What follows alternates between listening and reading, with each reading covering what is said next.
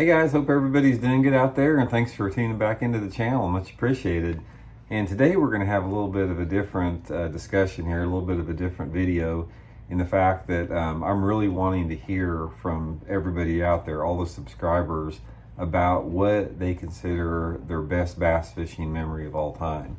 And I'm going to share with you mine, and I'd like to hear everybody else's out there. And I'm sure everybody else would like reading about everybody else's stories, because one of the things that happens as you get older, you tend to get a little bit more reflective. And you don't have to be older to do that. You can be reflective when you're 20 years old. But it's sort of one of the nice things that comes from years of experience on the water is memories that you get from fishing and from bass fishing, because they're the ones that really stay with you. And the memories that we all have, the memories I have, and the memories you guys have, that's just what you have up to now. I mean, everybody's got memories that they're going to build on in the future. So it's just sort of something that never stops growing. But I think we all have, one that sticks out in our mind above anything else. So I'll share mine with you guys today, and I'd like to hear from everybody else on theirs.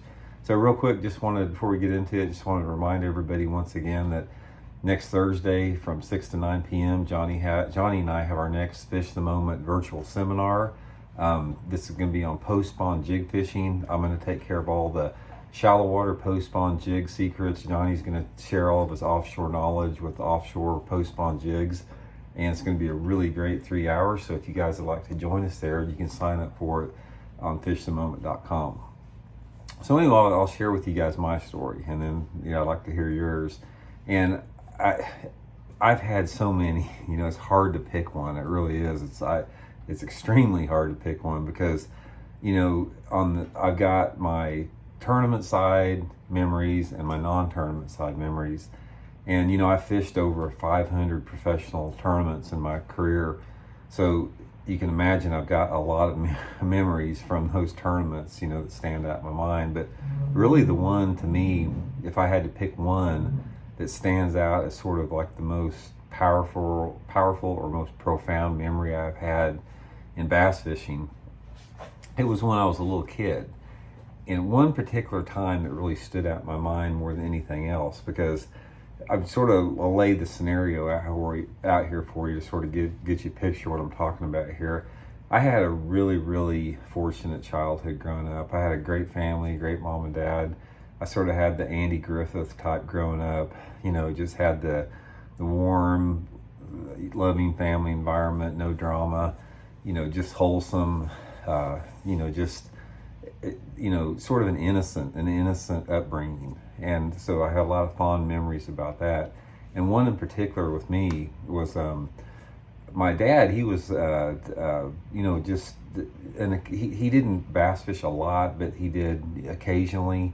We had a 16-foot, I wasn't really bass boat back then. This is back in the 1960s where I'm going to relate this story to you. But it was a 16-foot V-bottom boat. It had an 18 horsepower Evinrude with a little trolling motor, must have been like a 20-pound thrust trolling motor on the transom, which was sort of like the state-of-the-art boat back in the 60s. And my dad, his best friend, was named Jack Thompson, and they fished together all the time. They'd usually go probably, once a month or maybe twice a month fishing. And when I got to be, 6, 7, 8 years old, they started letting me go with them. So probably my favorite memory in bass fishing was actually not on the water, but it was preparing to go fishing with Dad and Jack, because I couldn't wait. I knew when we got a trip going, when they were talking about getting a trip going, that I couldn't even sleep at night. I couldn't wait to get up in the morning to go. I was just so excited about the chance to go fishing.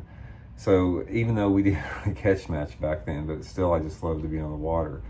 So in this particular situation, I remember one evening, Dad and Jack were preparing for our trip the next morning. We were going to go down to Grand Lake and bass fish down there, which was like a 35-mile drive from our parents' house in Joplin. And I remember vividly, Jack pulling out his tackle box, and we were sitting underneath. My mom and dad had a grape harbor in the backyard that had like a swing underneath it, and it had grapevines growing grapes on it, and couple chairs and swings, and Dad and Jack, they were out there. They had their can of Budweiser, the old steel cans that you busted open, talking about the trip tomorrow. And Jack would unfold his one of those big hip roof tackle boxes. You know, the big giant metal ones. They look like a suitcase, and they used to fold out like that. And they'd have individual lure trays in it. And I remember looking at this tackle box and the smells of it. I could smell like the plastic worms, the old flip tail plastic worms that were in there. And, you know, I looked at the jitterbugs and the hellbenders and the bombers and the hula poppers and some of those plastic worms that had the spinners on it. And I just, you know, there was something about that box that it was almost like some kids are fascinated by toys or video games. I was just fascinated by this tackle box, the sound of it, the feel of it, you know, just how cool it was. It was just cool to me. And they would sit there and they'd spool up their equipment. They had like the old Ambassador 5000s, and they had some Mitchell 300 and 308 spinning reels. And, you know, in between this, we'd go inside and we'd watch Harold Inslee's fishing show on TV, and just the whole vibe and the whole energy of preparing for that fishing trip was something that I have never forgot. I mean, it's hard to really explain unless you've been there, but there's certain things that happen that stick with you, that stay with you your entire lives. And a lot of that is based upon feelings and sounds and smells that stay with you the whole time. So anyway, that I just remember that one particular evening about preparing for this tournament. You know, it was a warm spring evening. You know, it was, you know, peaceful out, birds chirping. You know, all was right with the world at that point. You know, just innocence was there, and just the excitement of going fishing the next day.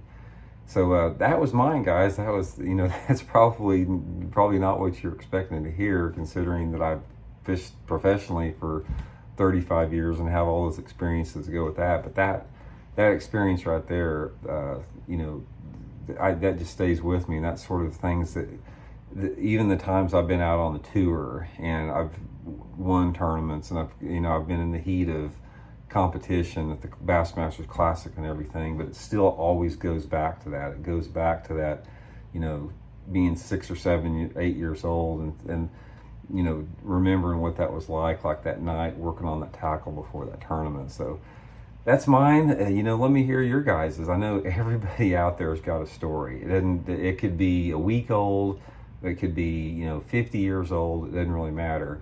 And like with my situation, maybe that'll change. I mean, I've planned to, you know, go fishing with my son Elijah, who's 3.5 now. I'm sure there's going to be some super great memories that are formed with that. Everybody's got the same thing, but let's get a conversation going. You know, let's get a big thread here going. You know, share with me your favorite memories in bass fishing. Everybody else is going to want to read them too, and I think it's going to be sort of cool to see that. So anyway, just a little bit of a different YouTube video today. I think everybody's going to enjoy the interaction here, and we'll be back soon with another one. See you.